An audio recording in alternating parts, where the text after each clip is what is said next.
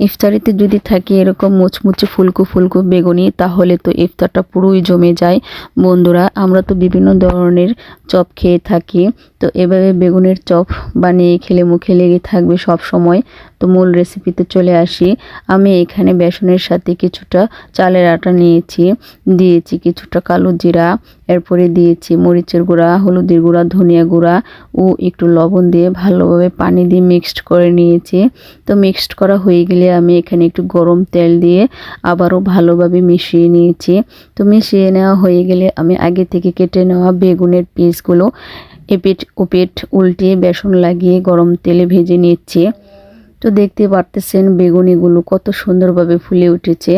তো আমি দুই পাশেই ভালোভাবে ভেজে কালারফুল করে নিয়েছি। আসলে এই বেগুনিগুলো খেতে কিন্তু খুবই ভালো লাগে। তো আমার ভিডিওটি তোমাদের কাছে কেমন লাগলো, লাইক, কমেন্ট এবং শেয়ার করে পাশে থেকো।